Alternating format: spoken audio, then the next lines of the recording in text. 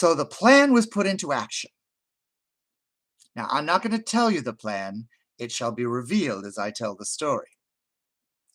So the elephant came as his usually was his habit. He came in the morning to check out the strawberries, and he saw that they had bloomed, and he thought, the flowers are out. The bees are doing their work. That is good. I will come back in maybe 3 or 4 weeks, and the strawberries will be ripe. I'll check every morning, but I know that I'm going to have a tasty breakfast in 3 or 4 weeks. I mean, I'm going to test the quality of the strawberries. And he lumbered back into the jungle. Now, our story doesn't stay at the field. It follows the elephant. The elephant went through the jungle to his favorite lily pond. Now, in the West, we would know it as a lily pond with lilies of the water. However, this takes place, as you may have guessed by now, in India, where there are elephants and there are ponds that grow a form of lily known as a lotus. And the elephant went to the lotus pond to eat lotus blossoms, for he loved to eat lotus blossoms. Now the elephant saw that bees were collecting nectar from the lotuses, and he said, well, surely I can't eat these lotuses because the bees are collecting the nectar. And it's not that I'm concerned about interrupting their work, because I could just go knock over the hive and eat honey if I wanted to. I could crush those bees like one relative of mine ate a lotus with a bee in it once. That's a reference to a famous Hindu fairy tale. I'm not going to eat it because bees sting. It's the same reason why I don't eat the strawberry flowers and wait for the berries. Bees sting. So I'll just wait until the bees are done. And that is usually around sunset. Every evening the lotuses will close their petals, and no bee wants to be trapped in a lotus. And so I'll wait until the bees have gone home, and then I will eat the closed lotuses. It'll be a very tasty midnight snack. But on this occasion, the bees had worked out the queen's plan. There had been 2 bees that went to every lotus, and instead of collecting the nectar and going home, one bee collected the nectar and took it home, and the other bee stayed behind. And sure enough, at sunset, the lotuses closed. So the elephant went to the pond, and he waded into the water, and he approached the lilies, the lotuses. And as he was reaching his trunk down to pluck the first lotus, he heard from within the lotus, buzz, buzz, buzz, buzz, buzz, buzz, buzz, buzz, buzz, buzz. Was I a little better on that one? That was You Won't Buzz My Soul. Buzz, buzz, buzz, buzz, buzz. The bee was in the lotus, dancing and singing to let the elephant know if he was going to eat that lotus, he was going to eat a bee. So the elephant thought, well, I'd better not eat that lotus. There's a bee trapped inside, silly bee. So he went to the next lotus. And as he reached down and curled his trunk around the stem to pull it out from the mud, he heard inside the blossom that was closed for the night, buzz, buzz, buzz, buzz, buzz, buzz, buzz, buzz, buzz, buzz. And he thought to himself, this seems choreographed. It's all the same song. Isn't that ironic? I don't want to get my tongue stung. There's nothing worse than a stung tongue. So I'm going to stay away from that lotus. He went to a 3rd and a 4th and a 5th lotus, and each lotus, before he picked it, he listened, and he heard, what did he hear? Sing it out loud. Even though I'm a video, sing it out loud. Except the 7th lotus. What did he hear at the 7th lotus? Well, 7's a very special number. For that one, he heard, buzz, buzz, buzz, buzz. Sorry, I have to switch tunes, don't I? Buzz, buzz, buzz, buzz. You know what? Pull Up to My Bumper sounds an awful like You Won't Break My Soul if you do it in B. Well, it was a B version of Grace Jones' classic hit, Pull Up to My Bumper. Now the elephant knew that song, and he thought, "Oh, you're trying to entice me. You're trying to get me to eat your closed lotus blossom so that I will put you in my mouth, and then you'll pop out and you'll sting my tongue. I am not going to walk away from here with a stung tongue. Ha ha! No stung tongue for me." And he left the pond altogether, not eating any lotuses. Well, this went on for the next 3 weeks. And the elephant, he was eating leaves, he was eating dried grass, but what he really wanted was lotuses at night and a strawberry breakfast. Finally, the time came, and the strawberries were ripe, and the elephant went to the strawberry field, and he saw the ripe strawberries. And he went up to each strawberry. And on each strawberry, what do you think he saw? No, he did not see Grace Jones. On each strawberry, there was a bee sitting right on the berry. Well, the elephant said, "I can't possibly eat these strawberries. There's a bee. I might get stung." And it was the same the next morning. He went the next morning, and there was a bee on every single strawberries.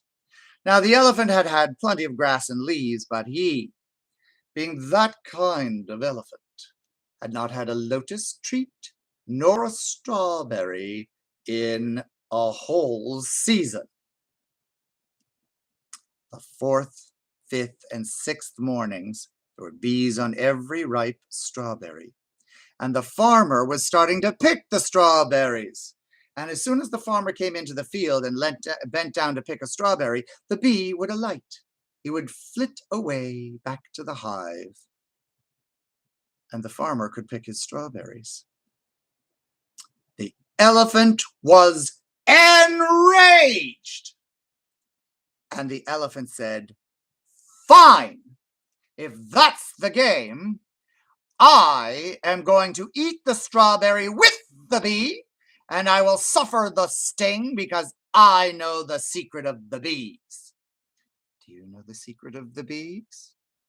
Bees can only sting once. Their stinger is attached to something inside, and when they pull it out, it's like if you and I had a stinger attached to our backbone, and when you pulled it out, you'd pull out our backbone. Well, we wouldn't be very alive after that, and that's what happens to bees. They can sting once, and then they pass away. They've used their most fearsome power to protect their hive, their queen, their berries. So the elephant said, "Bees, prepare to die.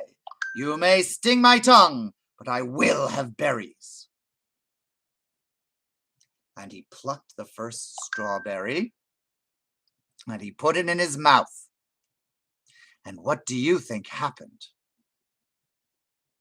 He was stung. Not once, not twice, not even 3 times. The elephant was stung on the tongue 17 times from one berry. He spat the berry out, and he picked another one. He said, "That was strange. Why did that happen?" And he ate the second berry, thinking, "Bees only sting once. Let's eat this one." And the same thing happened again. The bee on that berry went into his mouth and stung the tongue. Then he stung the left cheek. Then he stung the right cheek. Then he stung the uvula, the little punching bag thing in the back of your throat. Can you see Sister Unity's uvula? Sister Unity's tongue is concealing Sister Unity's uvula, and that's because Sister Unity is a nun and must be modest. The third strawberry had the same problem until the elephant's whole mouth was swollen up with stings. Stings making welts on his tongues, his cheek, and his uvula. His soft palate was a wreck. Well, what happened? The elephant said, "These must be magic bees. These are fierce warrior bees. What are these Africanized bees? Because I know fierce warriors come from the north of Africa. Maybe something happened in a Brazilian laboratory. He couldn't make head or tail of what had happened. And he said, you know what? The bees are against me. It's the bees who run this jungle, not me. I'm leaving. I'm going to go find a nice savanna somewhere. And he packed his bags and he got on a steamship that was delivering peppercorns to Saudi Arabia to sell to the Europeans. And he went to Kenya, where he met his cousin elephants who had different shaped ears, and he lived on the savannah for many years, not having lotuses to eat. But he made a few friends among the lions, who did not try to eat him because he was unusual looking, being from India. That was the end of the elephant bothering the farmer. The farmer was so grateful that he was able to sell his extra strawberries and earn extra money that the first thing he purchased with the extra money was a little plot of land that had belonged to his neighbor, and his neighbor was willing to sell. And in that little plot of land, he built a special garden. And this garden grew succulent flowers with juicy stems. And the reason he grew them was because succulent, juicy flower stems attract aphids and all sorts of other insects who want to nibble on the flowers. Do you know why he did that? Do you know the secret of the story? The secret of the story is because the farmer knew that Queen Bee, knew yellow jackets, and she had sent her soldiers to the yellow jacket queen, who lived in a tree at the edge of the jungle. And they got a favor from the yellow jacket queen, that if the yellow jacket queen would send some of her soldiers to pretend they were bees, because they do look the same, to sit on the strawberries and sting the elephant multiple times, because as any child who's been around yellow jackets knows, yellow jackets sting more than once and live to sting again. And in return, Queen Bee made a deal with the farmer that the farmer would plant flowers that attract aphids, because yellow jackets eat pests like aphids. You may think the moral of the story is, don't be a big elephant jerk who steals other people's strawberries. That is one moral. But fairy tales always have multiple meanings because they come from our own ardent unconscious mind, where dreams are made of. And that part of our mind knows everything. So when it tells a story, that story has a whole bunch of things in it. The moral of the story is, yellow jackets, everyone is afraid of them. Everyone thinks they're terrible. Everyone thinks they're diabolical. They are little demon insects that will hurt you. They disguise themselves as bees. It's unnatural. Bees should be bees. Wasps should be wasps. Why should a wasp disguise itself as a bee like a yellow jacket does? That's not natural. Except that is nature. Nature is so diverse. Nature does a billion things, including making things that look like other things. Nature is confounding. Nature does things you may not expect, you may not even want, you may not even like. But nature doesn't care, because nature does it for herself. And it turns out that those yellow jackets that everyone is afraid of and hates because they sting, yeah, they have a sting, but they are beneficial. Yellow jackets, like bees, drink nectar and pollinate flowering plants like fruit trees and strawberries. They do that late in the summer, but early in the summer, they eat pests. One hive of yellow jackets can eat something like 2,000 pounds of pests. Mosquitoes, ticks, fleas, aphids. Okay. The article I read didn't tell me which insects they eat, but that they're the ones that farmers abhor because they eat crops. Yellow jackets eat pests that devour crops. So before you go calling something brightly colored with a sting diabolical, be sure you know more about it.